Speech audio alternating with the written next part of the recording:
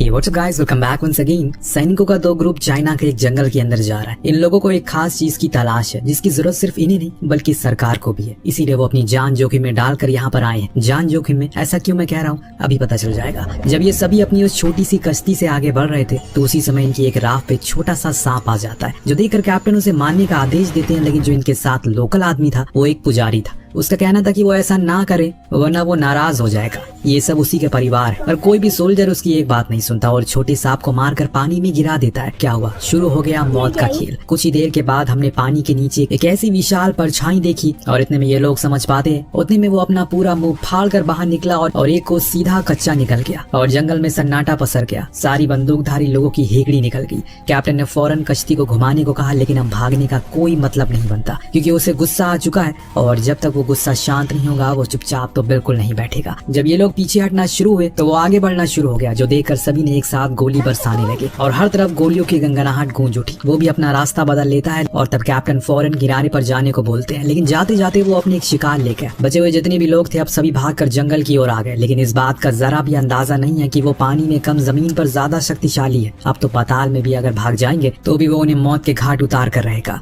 जब ये लोग थोड़ा अंदर गए तो हमें देखा कि वो इन्हीं के पीछे है और सभी की हक्की बक्की गुम हो चुकी है। जिस सोल्जर ने सबसे पहले गोली चलाई थी वो ही सबसे डर रहा था, पर शुक्र है कि वो इन्हें देख नहीं सका और वहां से चला गया। इसके बाद ये और अंदर चले गए इस उम्मीद में कि इनकी जान बच जाएगी, पर वो पुजारी जानता था कि उसने गुनाह कर दिया है और पाप करने के बाद वो अब उसी घर में जा रहे हैं। इसीलिए एक जगह पर रुककर वो हाथ जोड़कर माफी मांगता है। किससे माफी मांगता है ये तो हमें नहीं दिखाया गया, लेकिन हाँ वो जरूर बहुत ही ज्यादा डरा हुआ है क्योंकि उसे अंजाम पता है। अचानक कैप्टन ली को एक अजीब सी आहट सुनाई थी, जैसे कोई रेंग रहा हो। वो फौरन अपने लोगों को खुले में जाने को कहते हैं ताकि वो चारों तरफ अपनी नजर रखे। सभी ने ऐसा ही किया, लेकिन पुजारी एक पेड़ के नीचे चुपचाप सहमा खड़ा रहा। अचानक उसे ऊपर कुछ टपका। जब उसने ऊपर देखा तो ऊपर से मौत आई थी और उसे निगल ले गई। ऐसा मंजर देखने के बाद कैप्टन भी डर जाते हैं। वो फौरन शूट का ऑर्डर देते हैं और जितनी भी लोग थे सब के सब एक साथ फायरिंग करते हैं। इनके पिस्टल में जितनी गोलियां थी उन्होंने सब के सब उसके शरीर में उतार दी, लेकिन उसे एक रत्ती भर का असर नहीं हुआ। यहाँ तक कि वो तो एक दो को निगल भी जाता है और जब उसने कैप्टन को देखा तो उसकी तरफ बढ़ा उसे निगलने के लिए, लेकिन कैप्टन उसके वार से न जाने कैसे बच गया और दूसरी साइड हो गया। पर वो दोबारा आया और इस बारी कैप्टन भी तैयार था। उसने अपना चाकू निकाला और उसके पेट पर एक गहरा घाव दिया। इससे वो विशाल सांप और ज्यादा गुस्से में आ गया और पागलों की तरह तोड़फोड़ करने लगा। कैप्टन ने देखा वहाँ एक पेड़ है तो वो उसके पीछे चले गए, जिसकी झाड़ियों से वो इस पार नहीं आ पा रहा था। ऐसा होने पर वो छटपटा रहा था, जो देखकर कैप्टन ने अपने पास से एक ग्रेनेड निकाला और उसकी तरफ फेंक दिया। लेकिन जब तक वो ग्रेनेड उस तक पहुंचता उसने अपनी पूंछ से कैप्टन पर हमला कर दिया, जिससे वो उसी ग्रेनेड के पास जा गिरे जिसमें वो बुरी तरह से घायल हो जाते। अब सिर्फ एक ही था जो बचा था और सही सलामत हाल में था, लेकिन उसके पास भी वो सांप आता है जो उसके ऊपर फन फहराए बैठा था। मानो वो ये कह रहा हो कि हर जंग इंसान नहीं जीतता और हर बारी सिर्फ प्रकृति को खामियाजा नहीं भुगतना पड़ता। आगे क्या हुआ ये किसी को पता नहीं चला, लेकिन अब कहानी यहाँ से 12 साल बाद शिफ्ट होती है। हमने देखा कि दो लोग एक जगह पर किसी को ढूंढने के लिए आए। जब वो वहाँ पहुंचे तो एक अजीब सा शख्स वहाँ बैठा था जिसका मानसिक संतुलन पूरी तरह से खराब था। वो जब इन दोनों को देखता है तो इनके ऊपर हमला करने लगता है, लेकिन टैंग जो कि लड़की थी वो उसे शांत होने को बोलती है। लेकिन जब वो शांत नहीं हो पाई तो उसके सामने एक लॉकेट लटका दिया जिसे कैप्टन ली की तस्वीर थी। दरअसल टैंग ली की बेटी है। अपने पिता के बारे में जानने के लिए वो यहाँ पर आई है, लेकिन अभी तक कोई ऐसा सुराग नहीं मिला जिसे वो पता लगा सके कि आखिर उस दिन क्या हुआ था। वो शख्स कोई और नहीं बल्कि वही आखिरी बचा हुआ सोल्जर था जिसने सबसे पहले गोली चलाई थी। काऊ ने बताया कि उसके पिता और बाकी लोग एक खास किस्म के पेड़ को ढूंढने के लिए यहाँ पर आए थे जिस पर एक फूल उगता है जो किसी को भी अमर बना सकता है और अगर वो मार्केट में आ गया तो हर कोई माला माल हो जाएगा। इसीलिए हम उसकी तलाश में यहाँ आए, लेकिन यहाँ के खतरों से अनजान थे। हमें कई बार आगाह किया गया, लेकिन ताकत के नशे में चूर हमने कई गलतियां की और उसी का खामियाजा हमने भुगता। एक विशाल सांप ने हमारे ऊपर हमला किया जिसमें सब मारे गए, सिर्फ मैं जिंदा बच गया। टैंग ने हैरानी से पूछा कि कैसे। काऊ ने बताया कि मैं भी उन्हीं की तरह था, उनका हिस्सा बनने वाला था, लेकिन अहम समय पर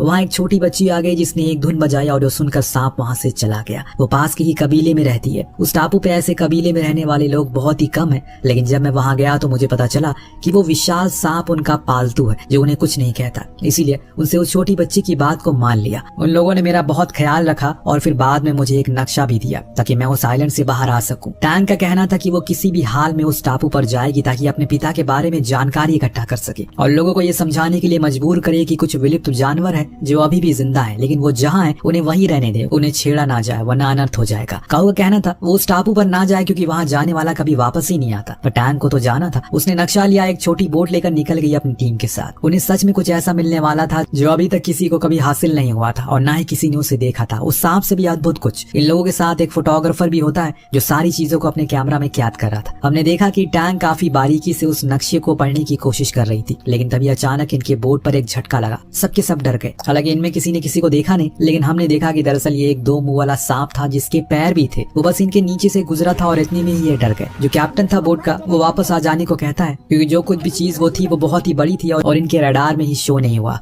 पर टैंग ने आगे चलने को कहा क्योंकि ऐसे ही न जाने कितने खतरे आएंगे। अगर ऐसे ही वो डर गए तो कभी उस द्वीप को ढूंढ ही नहीं पाएंगे। उसकी बात को मानते हुए ये लोग आगे बढ़ गए और फिर जब रास्ता पतला हो गया तो इन्होंने भी एक छोटी कश्ती बनाई। उसी रास्ते से बढ़ने लगे। ये सेम उसी जगह पहुंच गए जहाँ से 12 साल पहले वो लोग आए थे। अचानक इनकी बोट पर वही सांप आ गया, ढेर सारे। जो देखकर फोटोग्राफर था वो मानने के लिए आगे बढ़ा, लेकिन सीईओ ने उसे रोक लिया। कहा कि अगर हम जब तक इन्हें कुछ नहीं करेंगे तब तक ये हमारे साथ कुछ नहीं करेंगे। टैंग इन अनोखे सांपों को देखकर बहुत ज्यादा खुश थी क्योंकि ये आम जंगलों में नहीं पाए जाते। जब इन्होंने कुछ नहीं किया तो वो अपने आप वहाँ से चले गए और फिर ये लोग जब कुछ दूर आगे पहुंचे तो टैंग को काऊ की कही बात याद आई। अगर तुम्हें उस रहस्यमयी द्वीप तक पहुंचना है तो उसके लिए तुम्हें पहले कुछ इम्तिहान देने पड़ेंगे, जिसमें सबसे पहला है पानी के सांप, जिन्हें वो पास नहीं कर पाए थे, इसीलिए उन सभी की जान चली गई। पर इन लोगों ने उसे पास कर लिया और इसीलिए इन्हें अब उस द्वीप के अंश दिखने लगते हैं। टैंग बहुत खुश होती है क्योंकि अगर उसने उस द्वीप को खोज लिया और अपने पिता का अधूरा सपना पूरा कर लिया तो हो सकता है कि पिता को भी ढूंढ ले। देखते ही देखते अंधेरा होने को आ जाता है और यहाँ हम कुछ और किरदारों से मिलते हैं। ये एक कबीला था जहाँ पर एक आदमी को भागने की सजा दी जा रही थी। इस बीच वहाँ लेन नाम की महिला एक बट्टू नाम के देवता के साथ पहुंची। इन सभी ने एक जैसा पोशाक पहना था। लेन की बातों से पता चला कि वो सजा के तौर पर उसके कान को काट देंगे और उन्हें सांपों को दे देंगे। अगर उसने दोबारा यही गलती की तो इस बारी पूरा उसे सौंप देंगे उन सांपों को। इन लोगों के लिए वो सांप ही सब कुछ है। उन्हें वो देवता मानते हैं, वो ही इनकी रक्षा भी करते हैं। लेकिन अगर इन दोनों के बीच में कोई तीसरा आ जाता है फिर अनर्थ हो जाता है। इधर ये लोग आगे बढ़ रहे थे और बढ़ते जा रहे थे जब ये एक ऐसी जगह पहुंच गए जहाँ पर इन्हें पता ही नहीं है कि अब आगे कहाँ जाना है। तो ये सभी फिर मोबाइल नेटवर्क का सहारा लेते हैं, परंतु वो तो यहाँ है ही नहीं, इसीलिए खो चुके हैं। इन्हें खुद भी नहीं पता। इस दौरान हमें एक और चीज देखी जो बड़ी ही अजीब थी। एक आदमी जो इन लोगों को चुपचाप देख रहा था। वो कौन है ये हमें नहीं पता। हालांकि टैंग को तो बार बार लगता है कि जैसे कोई बहुत करीबी है, पर उसे वो दिखाई नहीं देता। थोड़ी देर बाद जब ये लोग चलते हुए एक जगह पर पहुंचे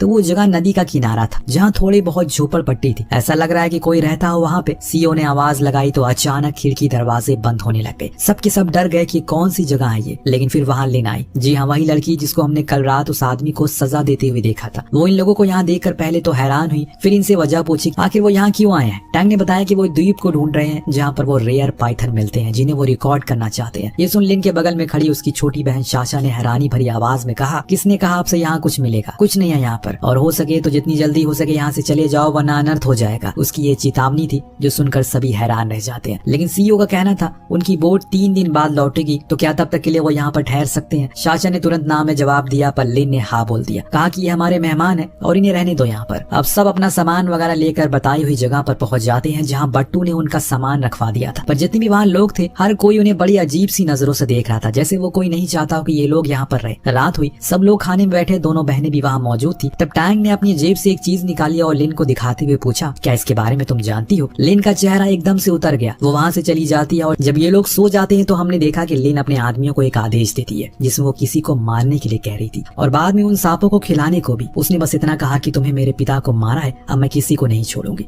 सुबह जब हुई तो टैंग कुछ और जानकारी इकट्ठा करने के लिए उस द्वीप की तलाश में निकल गई। हालांकि लिन ऐसा नहीं चाहती पर वो उसे रोक नहीं सकी। उसके जाने के बाद शाशा उसके पास आई और बोली कि हमें ऐसे निर्दोष लोगों को मारना बंद कर देना चाहिए। पर लिन न जाने किस गुस्से में थी। जब ये सभी आगे बढ़ रहे थे तो टैंग ने वहाँ कुछ और लोगों को खड़ा देखा। उसे अब प्रतीत होने लगा है कि जरूर कुछ तो है जो वो उनसे छुपा रहे हैं। इसीलिए उसने एक आदमी को जो वहीं से गुजर रहा था उसे पूछने की कोशिश की। तभी बट्टू आकर उन्हें रोक देता है और उस आदमी को वहाँ से आगे जाने को कहता है। अभी भी हमने देखा कि वो रहस्यमय शख्स था, वो इनका पीछा कर रहा है, लेकिन उसने कोई भी इशारा नहीं दिया। अचानक जब ये लोग एक जगह पर पहुंचे तो कुछ लोगों ने इन लोगों पर हमला कर दिया और सब डर गए। एक आदमी ने तो इनकी गर्दन पर चाकू रख दिया और तभी अचानक से पीछे से एक तीर आई जो किसी ने नहीं बल्कि उसी रहस्यमय आदमी ने चलाई थी। वो आखिर इनकी जान बचाने की कोशिश करता है, परंतु उसी समय वहाँ कुछ प्रकट हो गया जिसको किसी की उम्मीद नहीं थी। वो सांप वहाँ जमीन के नीचे से प्रकट होता है और वो अनजान आदमी पर हमला कर देता देता है। हालांकि वो लिन के लोगों को कुछ नहीं कहता, इसीलिए वो सभी वहाँ से चले जाते हैं, पर फंस ये लोग गए। उसने इन्हें अपने चारों ओर आबोश में ले लिया, फिर उन्हें अपने तरीके से मारना शुरू कर दिया। लेकिन सही समय पर उस अनजान आदमी को बंदूक मिल जाती है। उसने उसके ऊपर हमला किया और उसे अपनी ओर आकर्षित कर दिया, जिससे उसका ध्यान भटक गया और अब उस आदमी के पीछे पड़ जाता है, जो अपनी जान बचाने के लिए उस जंगल के अंदर भागने लगता है। लेकिन वो सांप उसके पीछे हाथ धोकर पड़ चुका था, पर वो आदमी ग्रेनेड फेंक कर खुद की जान बचा लेता है।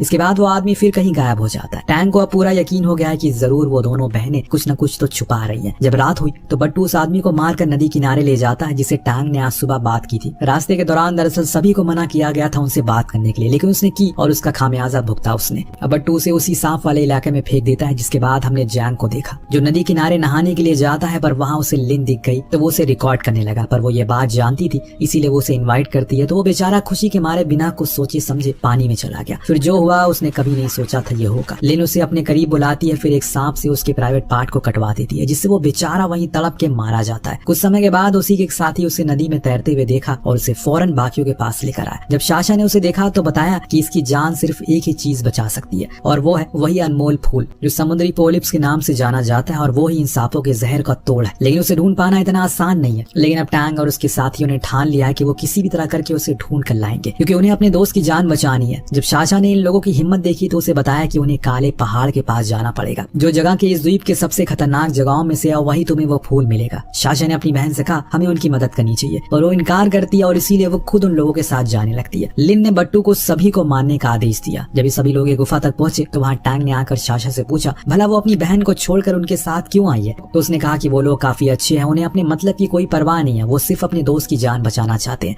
ऐसे ही उसके पिता भी थे, वो बहुत ही दयालु थे। एक दिन जब हम लोग छोटे थे तो एक बड़ा सा अंडा लेकर आए जो एक सांप का था, जिसकी माँ को किसी ने मार दिया था। एक दिन उस अंडे में से एक सांप निकला और हमने उसे पाल लिया। लेकिन गाँव वालों को लगा कि उस सांप की वजह से यहाँ के लोगों की जान जा रही है, इसीलिए उन्होंने मेरे पिता को मार दिया। और तब से लिंक को लगता है कि कोई भी बाहर वाला हो तो वो दुश्मन ही होगा, इसीलिए वो उन्हें मारने के लिए अपने लोगों को भेजती रहती है। टैंग और बाकी के लोग फौरन रस्सी की मदद से नीचे उतरने लगते हैं और लियाओन को ऊपर ही रखते हैं ताकि वो देख सके कि कोई आ ना जाए। पर दोस्तों इनके जाते ही बट्टू वहाँ आ गया और उसने सबसे पहले लियोन को बेहोश किया। दरअसल अभी ये लोग जिस जगह पर है वो वही काला पहाड़ है जो उन्हें गाँव के करीब में था। बाकी के लोग नीचे उस पेड़ के खोज में थे और बट्टू अब रस्सी को काटने लगता है जिसे ये लोग बांधे हुए थे। लेकिन तभी वो अनजान आदमी वहाँ आ जाता है, जिसे देखकर बट्टू भाग जाता है। इधर नीचे इन लोगों की तलाश जारी रहती है और जब ये सभी उस गहराई वाली जगह पर पहुंचते हैं तो इन्हें एक अजीब सी गंध आने लगती है। दरअसल वहाँ पर कई लोगों के कंकाल पड़े थे और दीवारों पर कुछ लिखा था, जिसे टैंक समझ जाती है दरअसल यहाँ से वो पेड़ ज्यादा दूर नहीं है, लेकिन असली सफर यहीं से शुरू होने वाला है। इस बीच उसे एक कंकाल पर लटकी एक लॉकेट मिली, जिसको जब उसने खोला तो उसके अंदर उसके पिता की तस्वीर थी। ये देखकर वो एकदम भावुक हो जाती है। उसे यकीन हो जाता है कि उसके पिता यहाँ तक आए थे, लेकिन यहाँ से वो कहाँ गए नहीं पता। अब इन्हें वो छोटा पेड़ भी मिल जाता है जिसकी एक टहनी इन्हें तोड़ ली, और अब तो बाहर जाने का रास्ता भी मिल चुका है। लेकिन रास्ते में सांप के अंडे हैं। उन्हें बच बच के ये लोग ऊपर पहुंचते हैं, पर एक से वो अंडा टूट जाता है। फिर वही हुआ जिसका डर था। वो सांप वहाँ न जाने कैसे प्रकट हो जाता है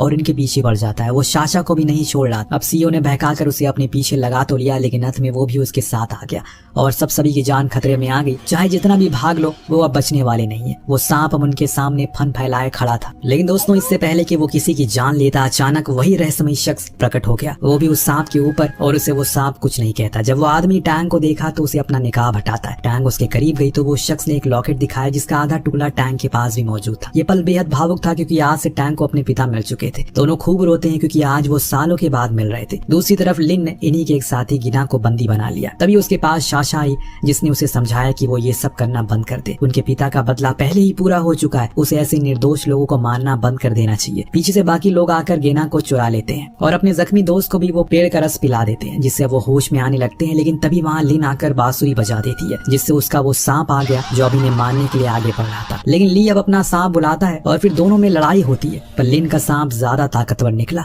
इधर बट्टू भी ली को घायल कर देता है। अपने पिता की ऐसी हालत देख कर टैंग रोने लगती है क्योंकि वो अब बस मरने ही वाले थे। उधर साशा अपनी बहन को बचाती है क्योंकि वो सांप बेकाबू हो चुका है। वो उसके मुंह से ग्रेनेड फेंककर उसे खत्म करने की कोशिश करती है, पर वो और ज्यादा गुस्से में आ गया और उसने लिन को ही निगल लिया। बाकी के लोग साशा को वहाँ से लेकर दूर आ जाते हैं, पर वो सांप अभी भी उनके पीछे पड़ा हुआ था। लेकिन अचानक वो रुक गया क्योंकि तभी नदी से नाग देवता बाहर आए। बस उन्होंने अपनी एक झलक दिखाई और जिससे वो डर कर भाग गया। टैंग ने अपने पिता को वही दफना दिया और फिर साशा को लेकर उस द्वीप से बाहर आ गई। उसने उसके बाद कभी किसी को साइलेंट के बारे में कभी कुछ नहीं बताया क्योंकि वो नहीं चाहती कि यहाँ आकर कोई भी इस द्वीप को नुकसान पहुंचाए।